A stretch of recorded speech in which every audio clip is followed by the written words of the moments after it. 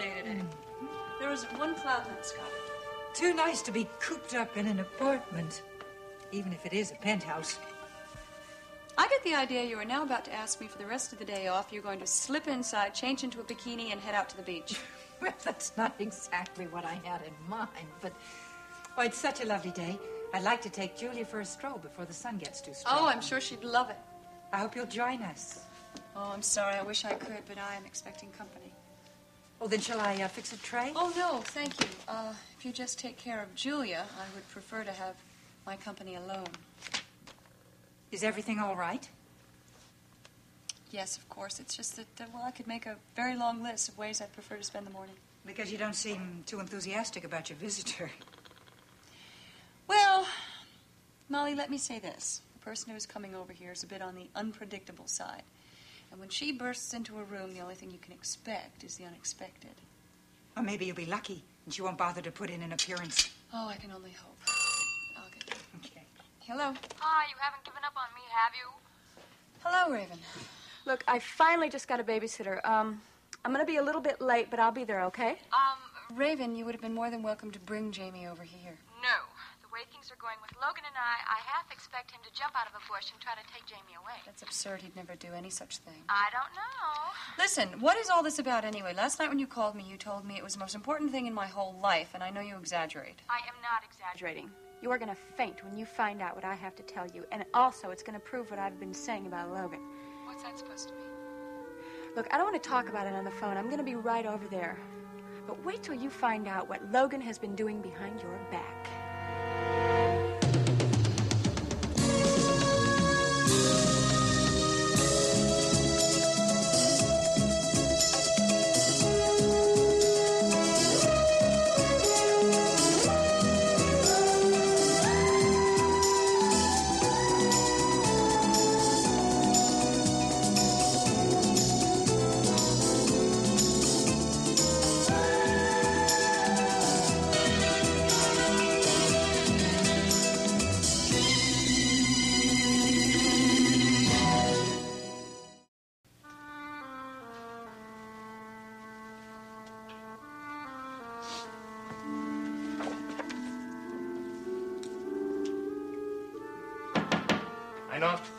I'm impressed. Come in, Cliff. I got great news for you. You better have Jamie's room ready for occupancy at Labor Day at the latest.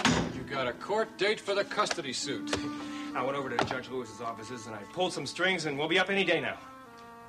Oh, well, now for the bad news. You're going to have to do me a favor. You're going to have to stick your head back in Judge Lewis's chambers on your way out and make sure that we do not get on the docket for at least 10 days to 2 weeks. Are you kidding? I thought you were raring to go. Well, as anxious as I am to get this mess settled, I've made some vacation plans now, and I just can't change them. A vacation? That's really great, boss. Well, not that you don't deserve it. I mean, you haven't put through the ringer these past few months. I guess you could go into court then, bright-eyed and bushy-tailed, but... Cliff, I'll tell you the truth. I'm going to go up to Graham County, and I'm going to see if I can find out what happened to Draper.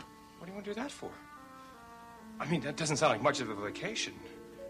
Just got to get to the bottom of all this, that's all. You know what's at the bottom of all this. He was swept away with the current and probably drowned. That's one possible explanation. There might be others. I just wish this whole rumor about Draper Scott being alive never started. Well, if you hadn't barged into Mike's office without knocking, you'd have been spared the burden of all this speculation. I don't want April to find out about this. I would feel really badly if she did. Well, fortunately, very few of us know anything about it, and if we keep our mouths shut, the beans will not be spilled. I don't know. I mean, this is pretty big stuff, you know, and, well, one slip of the tongue by anyone. I mean, anybody could do that. Just a second. Yes, Maggie. I'll take that. I'll only Boss, wait a minute. Just a minute. Derek, what can I do for you? Logan, look, I hate to be the bearer of bad news so early in the morning, but I thought you'd want to know this. Well, what's happened? It seems the cat is out of the bag. I got a call from Raven late last night. She said she heard a rumor going around that Draper Scott was still alive. Terrific. Raven knows. Now, she has her facts about the autopsy pretty straight. She certainly knows the body was misidentified. What'd you tell her? I told her that what she heard was grossly exaggerated, that it was simply a case of misidentification, and that we'd have it straightened out shortly. Certainly like to get my hands on the person with the loose lips. I'd be happy to fatten him for him. Look, boss, I got something to tell you. Just a minute, Derek. What is it? Well, you know, you've been under a lot of pressure lately, and well, so have I. And so I think I better split. So have a good time up in Graham County, okay? Derek, did Raven say who told her all this? No, she wouldn't tell me who she got this from. Well, did April's name come up in your little chat? Yeah, it did. She brought it up, not me. But I warned her. I warned her not to go spreading this rumor around. I hope she takes your advice. You know, Logan, she has picked up on the way you're trying to protect April. Oh, great. She thinks your motives for keeping April in the dark are personal ones. Derek, I'm sorry. I hate to cut you off, but I gotta go. Thanks for calling. Stay cool. I'll talk to you later. Bye-bye. Bye. Come in. Morning, Chief. Got a minute? Morning, yeah. How's it going? Oh, I got everything squared away with Captain Anderson. And you don't have to worry about any flack. I told the boys I was going to take a little vacation and go visit a sick relative. Mm-hmm. That's good. Chief, you still think that this is a good idea, don't you? Am I going off with Logan? Sure I do. Logan's a lawyer, not a detective. He's going to need somebody up there with your kind of background. Well, I'm happy to do whatever I can to help. Well, I'm sure he'll appreciate whatever you can do for him. Well, I'll give it my best shot. That sure would be nice to put a cover on this case for once and for all. Yeah, especially for April. Oh, she seems like she's getting her life back together again. Yeah? I wonder how long that's going to last. Pardon me? If noontime rolls around and April Scott doesn't know exactly what we're doing, you can consider that a small miracle. Well, we have gone out of our way to keep this whole thing quiet, Chief. Why do you say something like that? Just an educated guess. Well, I sure hope it doesn't happen. I mean, the last thing April needs right now is false hope. Yeah, I sure hope she doesn't find out.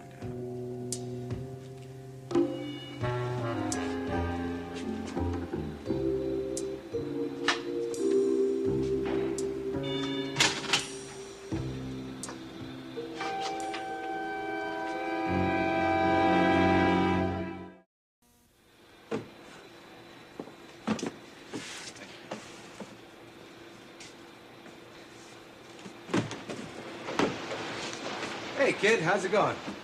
Ah, Jock, it's going great, thanks. I'm getting right in the swing of things here. Well, I'm glad to hear it. Just take it slow and steady, and if you need some help, you call on old Jock. Thanks, I appreciate that. Yeah, this is for you. You take it black, right? Yeah, I do. Hey, thanks again. It's okay. Hey, relax. I know the coffee around here tastes like mud, but hot mud is better than cold mud, so drink up. Come on. Mr. Smith said he wanted this stuff by noon, so I gotta work. He'll get it. Look, it's nice to have someone around here who's conscientious for a change. Hey, take a break. It's in your contract. Do it. All right. You're right. I can use a break.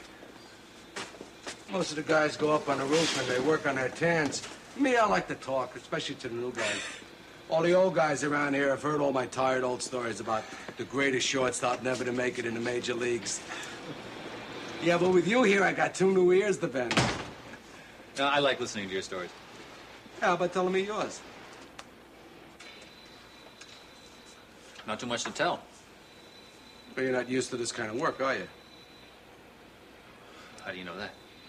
Your hands.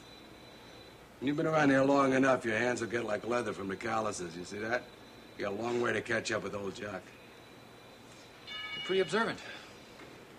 So what other lines you been in?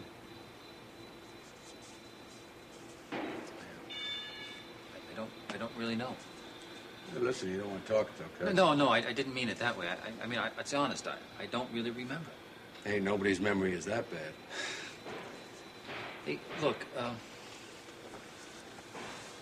could I talk to you? I mean, just talk to you and me, just no further than us? Yeah, sure. Well, I've been sick. It just made my memory not worth very much. Gee, that's tough, kid. I'm sorry to hear that. No, I'm okay now. I mean, everything's just perfect, except Well, I blocked out a big chunk of my past.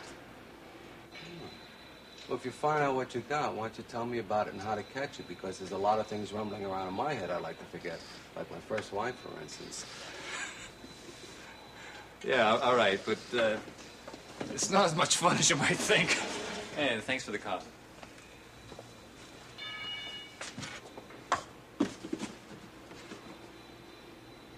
Yeah. What's the problem? Something wrong? No, nothing. You know, you remind me of somebody.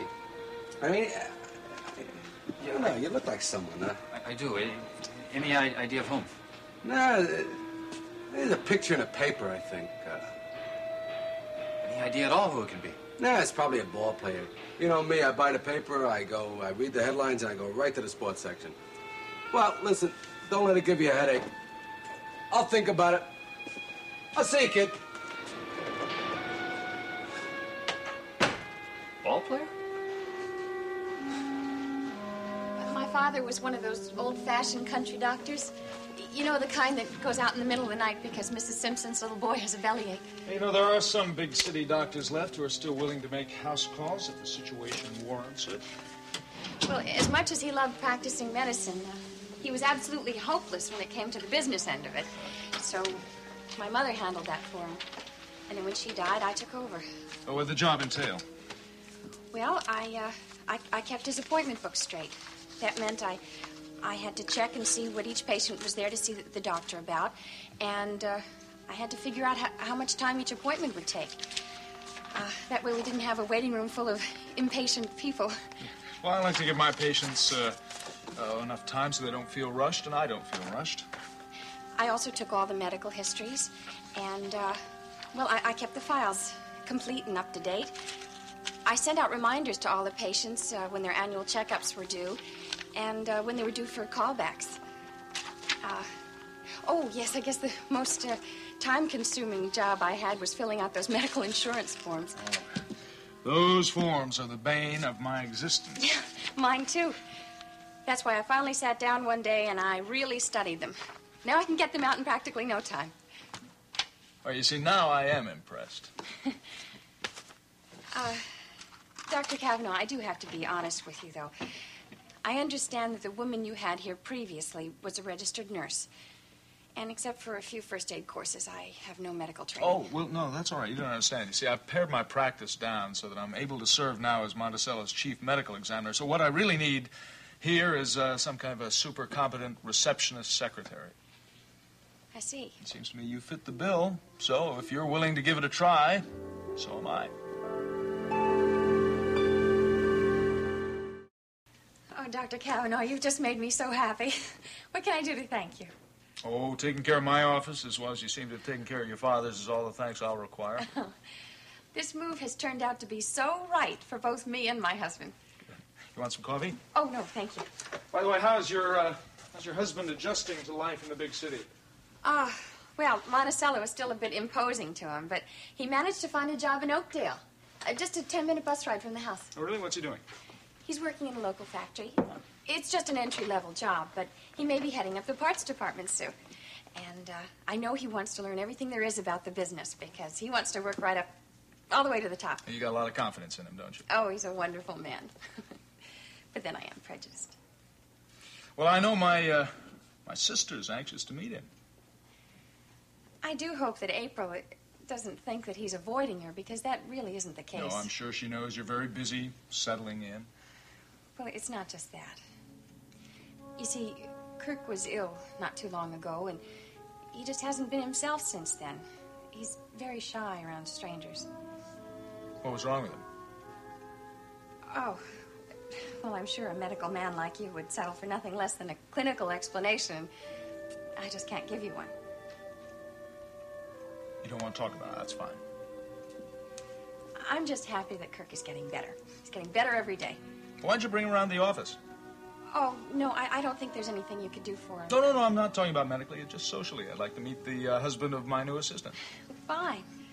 It'll have to be when Kirk is feeling up to it, but the way things have been going lately, it shouldn't be too long at all. Good. All right, well, Kirk or no Kirk, I will see you Monday morning, all right? Great. 9 o'clock sharp? 8:30, actually. Fine. Thank you again, Dr. Kavanaugh. Bye-bye. Bye-bye.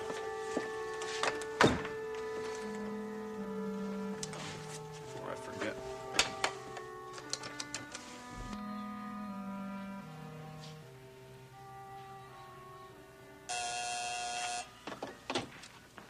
Yes, Helen.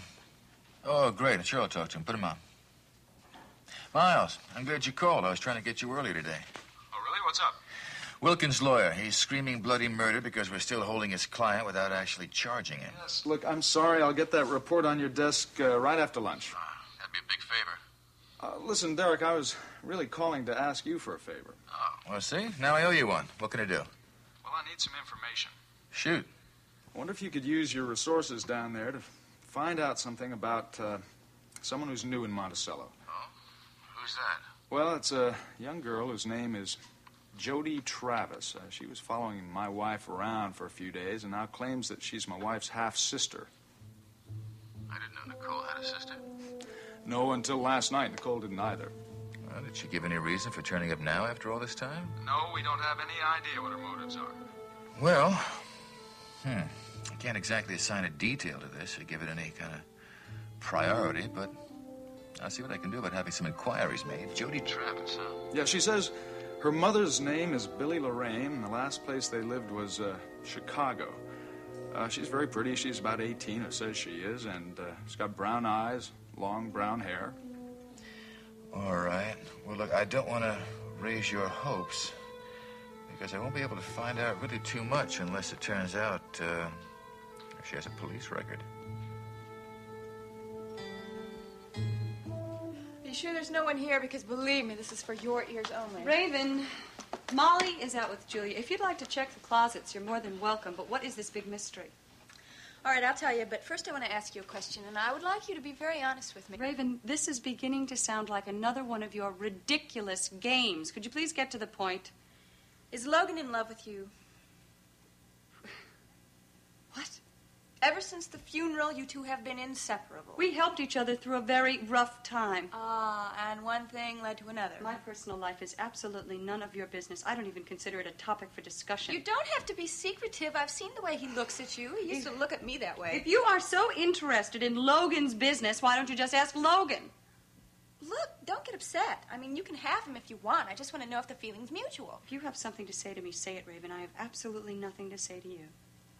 Has he, kissed you yet? You're incredible. You have no idea when to quit. Well, a kiss is a dead giveaway. I mean, you always know the way a person feels about you, and you... If this is why you're here, I've really had enough. All right, April, don't throw me out yet, because I do have something very important to tell you. Hello. The most important thing in your Yes. life. And after I tell you this, no matter what you think of Logan, you're going to change your opinion. You won't think he's so much your friend. I think you can tell him yourself. What? As a matter of fact, you can tell both of us. April, I don't know what Raven has been telling you, but whatever it is, I wouldn't pay too much attention to it if I were you. Logan, she's actually told me nothing, although she keeps promising something very momentous. What are you doing here? Did you come here to have breakfast? No, actually, I just had this feeling that you might be here, and I thought we should have a little talk. Could we have a couple? I have nothing to say to you. I came here to see April. Just 1 or 2 minutes by ourselves. Don't I'm let sure him we'll boss you around in your own house. Raven, I prefer to leave. We won't be long. I promise.